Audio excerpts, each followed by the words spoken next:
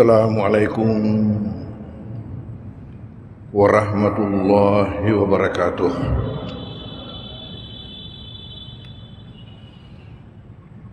Bismillahirrahmanirrahim. Alhamdulillahi rabbil alamin. Wassalatu wassalamu ala asyrafil anbiya'il mursalin Sayyidina Muhammadin wa ala alihi wa ashabihi wa atba'ihi ajma'in. Alhamdulillah, pada malam hari mubarak ini atas rahmat Allah Subhanahu wa taala, maka pengajian kita ini dapat berlangsung di mana kita sama-sama sempat pula untuk menghadirinya. Alhamdulillah.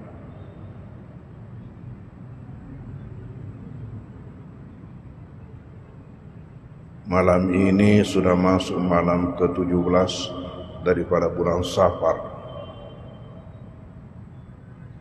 Artinya apa? Lebih 10 hari lagi kita akan memasuki bulan Rabiul Awal,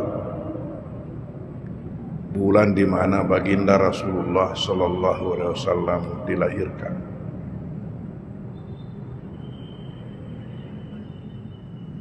Telah menjadi tradisi di dunia Islam,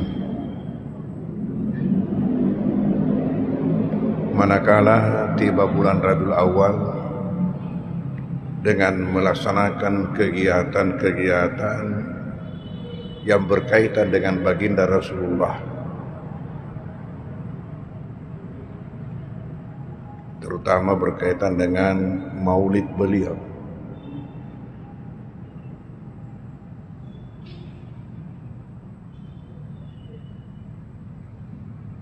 Ketika saya sebagai mahasiswa di Kairo, di Mesir, tiap tahun kita saksikan itu, masyarakat begitu antusias melaksanakan peringatan ini. Dan pernah saya ikuti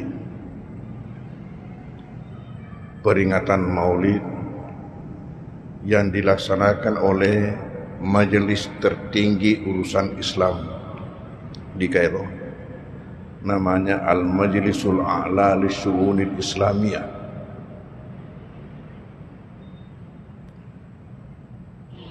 Di suatu aula, satu gedung,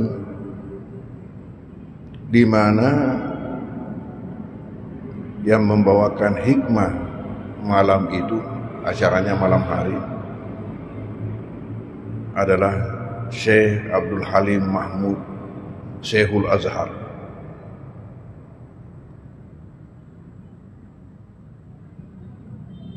Mengapa ini dilaksanakan?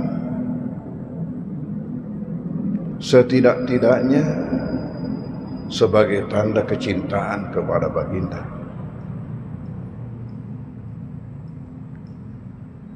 Tanda paringerang ketika tiba bulan di mana beliau dilahirkan. Tidaklah berarti bahwa pada waktu-waktu lain kita tidak laksanakan, tetapi lebih khusus pada bulan di mana beliau dilahirkan.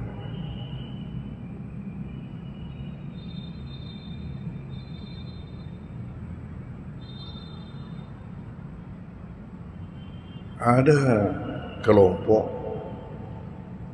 yang mengatakan bahwa peringatan maulid ini adalah bid'ah.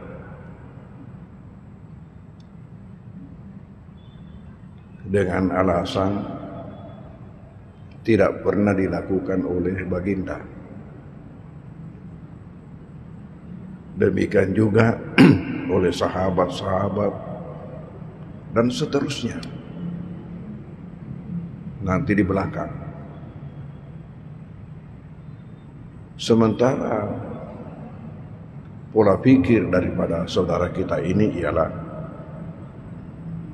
kapan tidak dicontohkan oleh baginda, itu berarti bid'ah. Kenapa ini bid'ah? Karena tidak dicontohkan oleh baginda.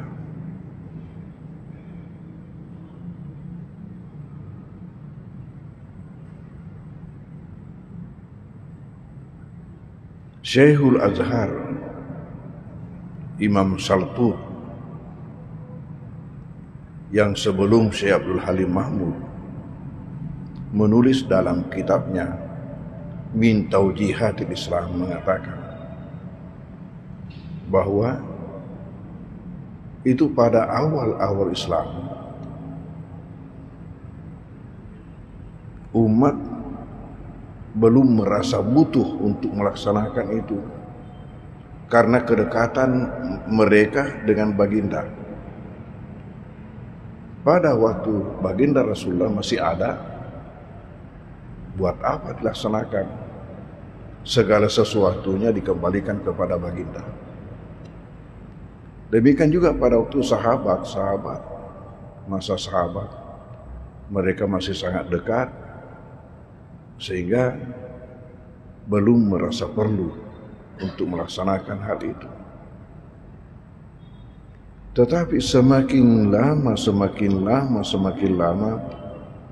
kelihatannya umat ini semakin jauh daripada Nabi, semakin jauh daripada ajaran beliau, dan semakin kurang kecintaan kita kepada beliau. Oleh karena itu, maka ulama-ulama kita berpikir, bagaimana cara kita untuk mendekatkan umat kepada nabinya? Bagaimana kita upayakan agar umat itu mencintai nabinya? Bagaimana sehingga umat ini lebih dekat kepada ajaran-ajaran nabinya? Bagaimana sehingga umat ini bisa meneladani akhlakul karimah baginda? Maka dipikirkanlah untuk mengadakan acara.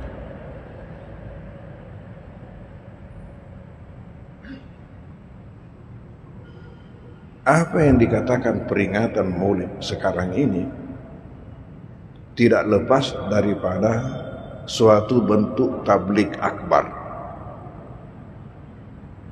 Suatu bentuk tabligh akbar. Kenapa? Karena kita kenal hari raya kita hanya dua, Idul Fitri, Idul Adha, di mana dikumpulkan semua umat. Selain daripada itu, sisa salat Jumat sekali seminggu, tapi perempuan tidak ikut. Padahal mereka juga perlu ya untuk memahami ajaran Rasulullah. Itulah sampai dipikirkan atas dasar firman Allah surat An-Nahl 125, ud'u ila sabili rabbik bil hikmati wal mau'izatil hasanah. Ajaklah, serulah manusia itu menuju jalan Tuhanmu dengan cara-cara hikmah, cara-cara hikmah dan nasihat-nasihat yang baik. Ketika Allah mengatakan dengan cara-cara hikmah, itu berarti semua cara bisa kita pikirkan selama cara itu halal dan baik. Semua cara. Sehingga boleh umpamanya dengan film, boleh dengan teater, boleh dengan apa. Bagaimana kalau kita membuat kegiatan tabligh akbar? Kapan waktunya? Dilihatlah momen-momen yang penting dalam Islam. Momen-momen penting, saat-saat waktu-waktu yang penting dalam Islam dilihat. Umpamanya ya ketika Nabi dilahirkan, kesempatan di sini untuk ya melaksanakan tabligh akbar. Lalu kita lihat materi apa yang disampaikan mubalik apabila diadakan peringatan Maulid. Tidak lepas daripada tiga hal. Pertama, apakah sebagian daripada kisah riwayat hidup beliau, supaya umat kenal. Coba sekarang ini, andai kata diadakan angket pada remaja-remaja kita, siapa manusia idolanya?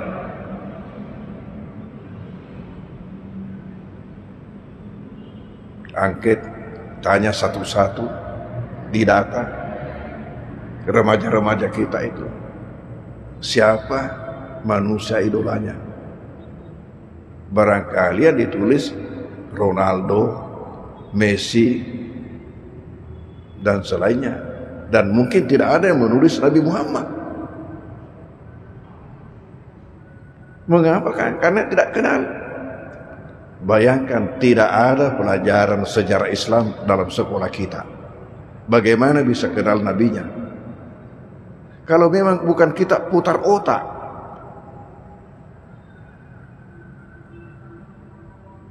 Tidak ada pelajaran sejarah Islam, tidak ada pelajaran sejarah Nabi. Bayangkan, pendidikan Islam saja, pendidikan Islam itu hanya diberikan waktu 2 jam, 1 minggu. Sudah semuanya di situ. Bayangkan. Oleh karena itu, mana lagi tidak ada pelajaran akhlak. Oleh karena itu, kalau sekiranya anak-anak kita ini nampak nakal-nakal atau bagaimana, itu suatu yang lumrah. Kenapa? Karena memang tidak diajar namanya akhlak. Padahal ada di dalam undang-undang sistem pendidikan nasional, ada menyebutkan itu akhlak mulia. Tapi justru tidak ada dimasukkan dalam kurikulum. Oleh karena itu, maka kita orang tua, kita tokoh-tokoh Islam, ulama-ulama berpikir bagaimana cara untuk mendekatkan umat kepada nabinya, bagaimana sehingga mereka bisa mencintai nabinya. Padahal nabi kita ada mengatakan, la yu'minu ahadukum hatta akuna ahabba ilaihi min waladihi wa walidihi wa nasi ma'in. Belumlah kalian itu dihitung beriman sebenarnya selama belum saya sebagai orang yang paling dicintainya. Jadi jangankan remaja, kita sendiri orang tua tanya-tanya dulu, apakah betul kita ini sudah mencintai baginda melebihi daripada semua yang lain? Nabi mengatakan, belumlah kalian itu dianggap beriman sebenarnya selama saya belum menjadi manusia yang dicintainya, lebih dicintai dari anaknya, lebih dicintai dari orang tuanya, dan lebih dicintai daripada semua manusia.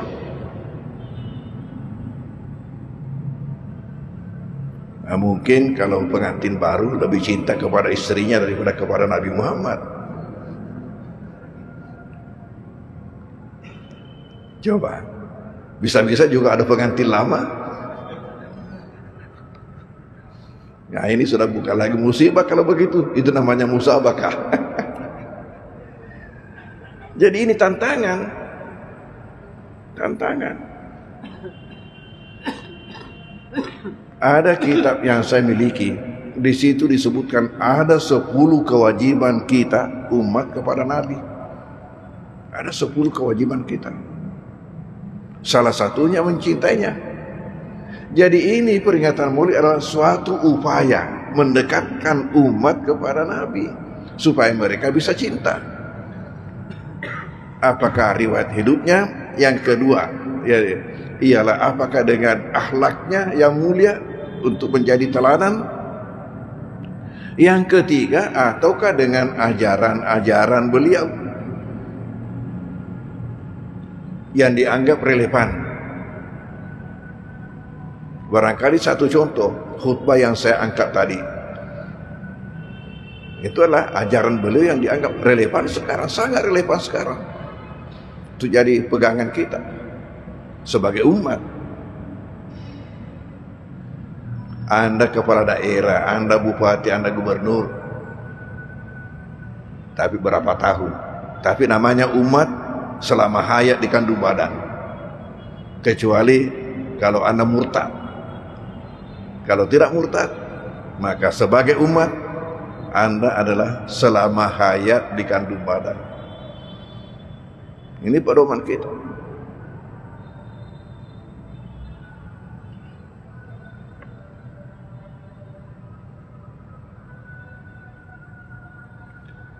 Kalau tidak dengan tabligh akbar, maka ada pribadi-pribadi, keluarga-keluarga. Ada keluarga-keluarga yang menunjukkan kecintaannya kepada baginda itu dengan mengadakan acara barasanji di rumahnya. Ya tonar, kasih nulepu gau. Setidak-tidaknya itu tanda kecintaan kepada beliau. Kemudian yang kedua, mengharapkan berkah dengan bacaan selawat. Berkah dengan bacaan selawat. Karena Allah mengatakan di dalam Al-Quran, Innallaha malaikatahu yusalluna 'alan nabi, bahwasanya Allah bersama malaikatnya semuanya berselawat kepada Nabi. Lalu ya ayyuhalladzina amanu, wahai sekalian orang-orang beriman, sallu alaihi, berselawatlah kepada baginda, wasallimu, dan bertaslimlah. Jadi menurut perintah Al-Quran, dua perintah, berselawat dan bertaslim. Dari Allahumma salli wa sallim. Jangan hanya Allahumma salli ala Muhammad, ikutkan wasallim. Menurut perintah Al-Quran, ya ayyuhalladzina amanu sallu alaihi wa sallimu. Sallu wa sallimu, dua perintah. Yaitu bagaimana berkahnya. Kata Nabi, siapa yang berselawat kepada aku 1 kali, Allah berselawat kepadanya 10 kali. Nah, ketika Allah mengatakan Innallaha malaikatahu yusalluna 'alan nabi, bahwasanya Nabi bersama malaikatnya berselawat kepada Nabi. Apa maksudnya selawat Allah? Dan apa maksudnya selawat Nabi? Selawat malaikat. Kalau selawat kita membaca Allahumma salli ala Muhammad, itu selawat kita. Tapi bagaimana selawat Allah? Ternyata kata ulama, selawat Allah itu ialah rahmat. Rahmat yang diturunkan kepada hamba yang membaca selawat. Jadi ketika Nabi mengatakan siapa yang berselawat kepada aku 1 kali, Allah berselawat kepadanya 10 kali, berarti Allah menurunkan 10 rahmat dengan selawat yang 1.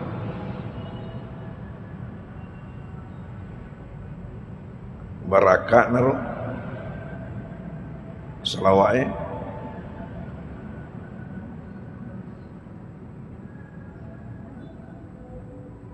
Dan karena itu, di lain sisi Rasulullah mengatakan,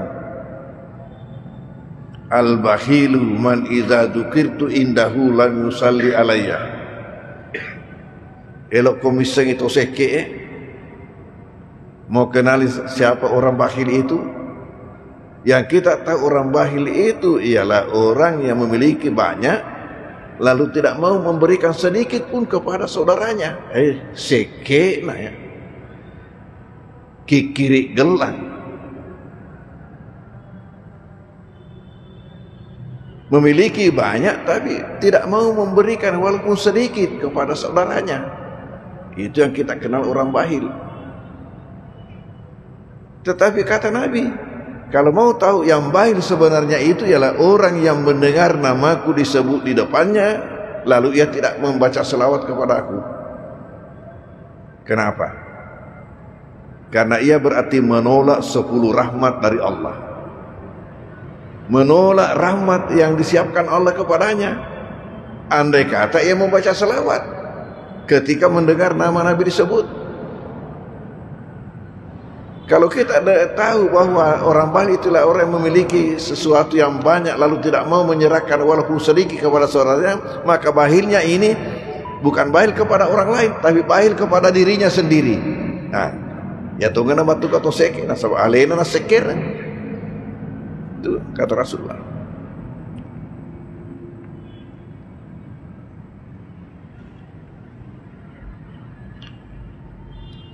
Itu setidak-tidaknya kalau pribadi, kalau mengadakan itu barasanji di rumah. Nah itu lagi bid'ah lagi itu. Karena tidak pernah Nabi baca barasanji. Tentulah. Tapi barasanji itu apa? Barasanji adalah salah satu karya tulis mengenai riwayat hidup baginda. Salah satu karya tulis mengenai riwayat hidup baginda. Nah, bagaimana hukumnya membaca riwayat hidup, membaca kisah? Karena inilah kisah Rasulullah. Sebelum kita mengatakan bahwa ini apa hukumnya, bagaimana hukumnya membaca kisah? Justru Al-Quran memerintahkan kita dengan mengatakan faqsusil qasasa la'allahum yatafakkarun. Berkisahlah dengan berbagai kisah, semoga dengan kisah-kisah itu manusia mendapatkan pelajaran. Manusia berpikir untuk kembali ke jalan yang benar. Jadi berarti membaca kisah-kisah, di sini kata Al-Quran kisah banyak. Bukan mufrad, tapi jamak, banyak. Kisah yang banyak. Selama kisah itu dapat menjadi pelajaran buat umat manusia, diperintahkan Al-Quran. Barasanji adalah salah satu kisah Rasulullah. Kalau saja sembarang kisah yang dapat menjadi pelajaran buat umat manusia diperintahkan oleh Al-Quran, kira-kira bagaimana dengan kisah Rasulullah yang harus kita teladani? Jangan hanya semata-mata Nabi tidak pernah baca lalu kita mengatakan bid'ah karena Nabi tidak pernah membaca barasanji. Coba.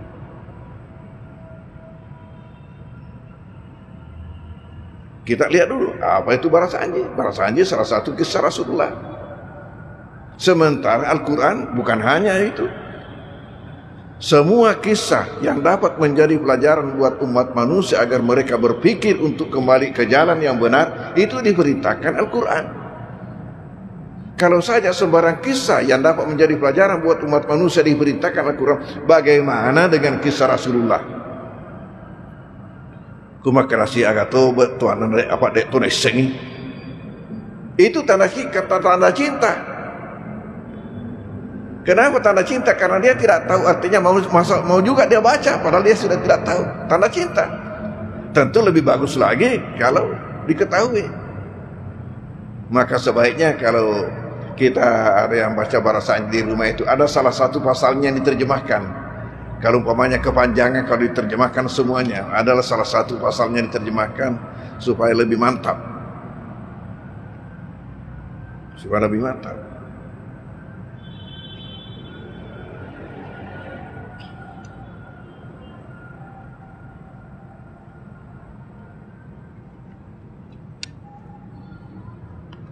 Ini berkah membaca selawat banyak.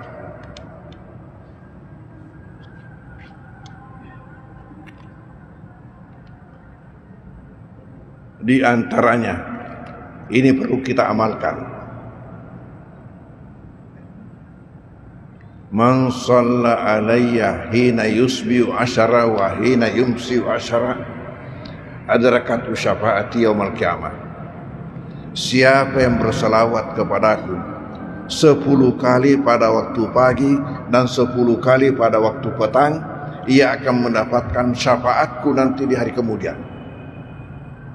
Saya ulangi, siapa yang membaca selawat, siapa yang berselawat kepadaku 10 kali pada waktu pagi dan 10 kali pada waktu petang, ia mendapatkan syafaatku nanti hari kiamat. Kita ini tidak ada yang menjamin dirinya. Tidak ada dari kita ini yang menjamin dirinya bahwa tidak akan mendapatkan masalah nanti dari kemudian. Kenapa?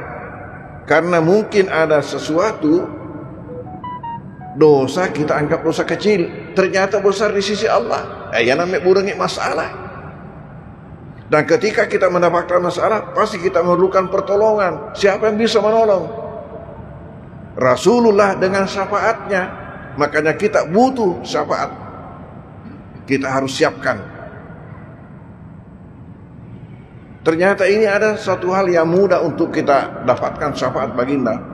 Man shalla alayya, siapa yang bersalawat kepadaku, hina yusbi asyara, ketika pagi 10 kali, wa hina yumsi asyara, dan ketika petang 10 kali, ada rakatul syafaat yaumul qiyamah, ia akan mendapatkan syafaatku nanti di hari kiamat.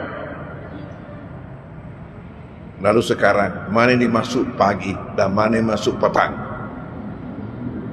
Pagi sudah masuk waktunya kalau subuh. Subuh sudah masuk waktunya, jadi boleh kita baca sesudah salat subuh atau sebelum salat subuh, asal sudah azan kita baca.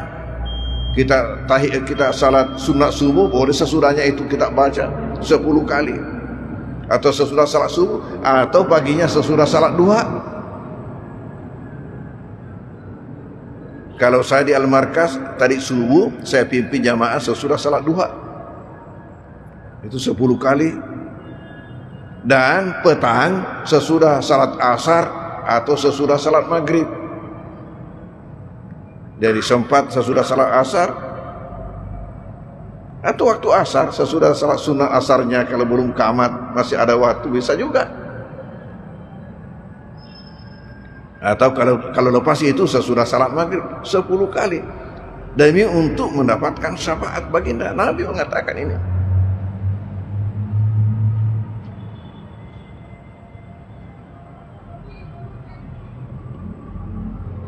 Ini riwayat Imam Tabrani dari sahabat Abu Darda.